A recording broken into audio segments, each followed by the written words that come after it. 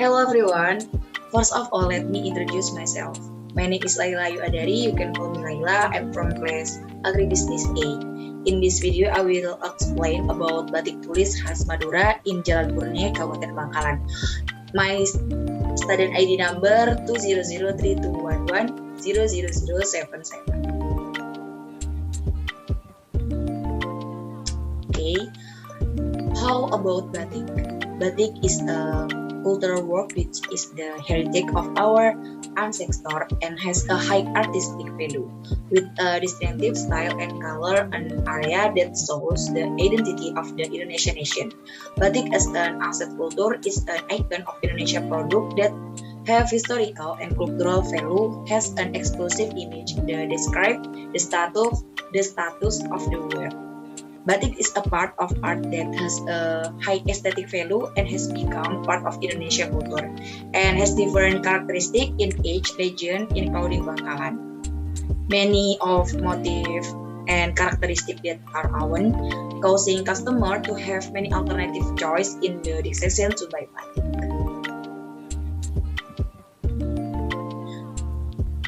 Introduction.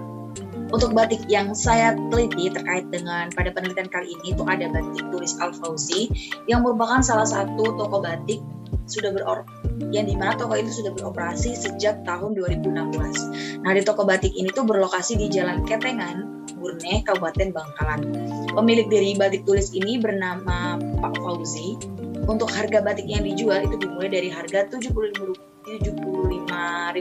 sampai dengan harga puluhan juta rupiah, bergantung pada kualitas yang ada pada batik tersebut.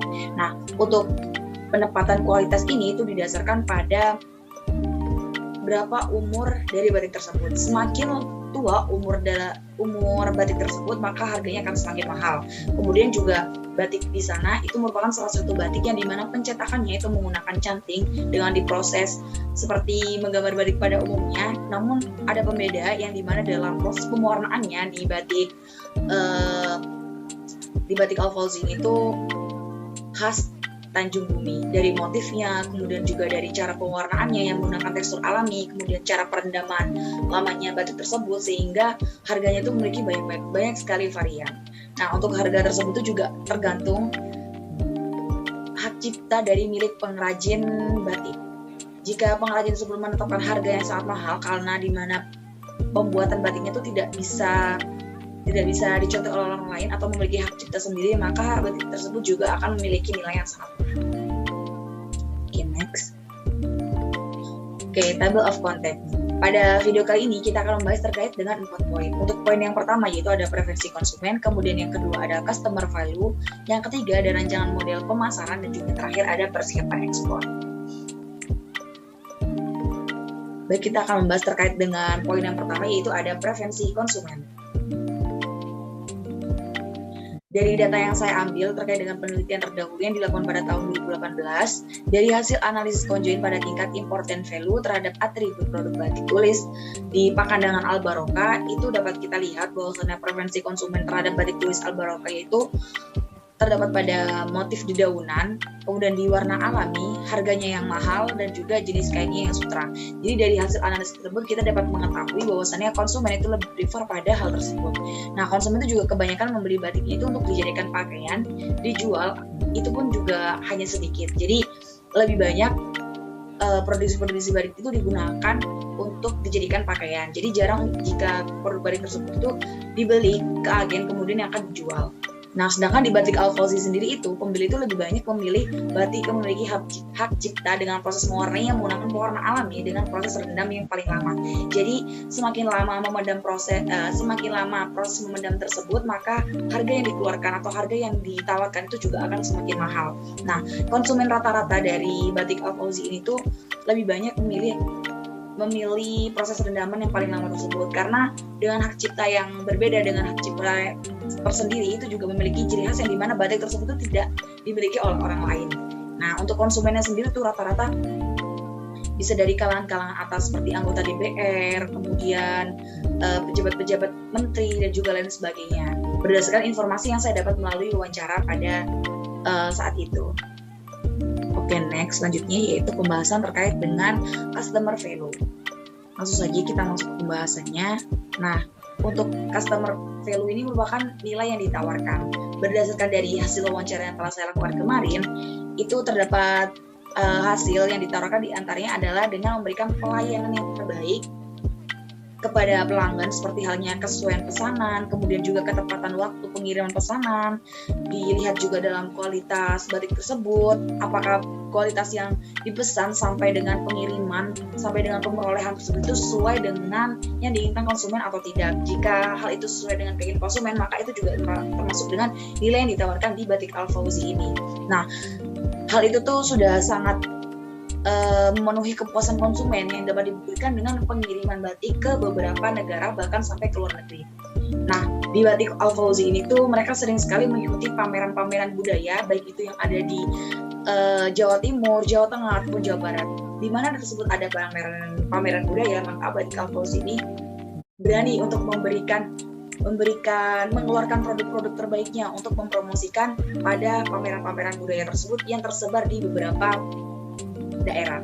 Nah, untuk dari pameran-pameran tersebut, batik Al-Fauzi itu terkenal dengan ciri khasnya, yaitu yang dimana seperti yang sudah saya jelaskan sebelumnya, bahwasanya proses perendaman yang lama itu menjadi ciri khas dari batik Al-Fauzi di Tanjung Bumi ini. Oke, next. Nah, untuk yang ketiga kita akan membahas terkait dengan rancangan dari model pemasarannya.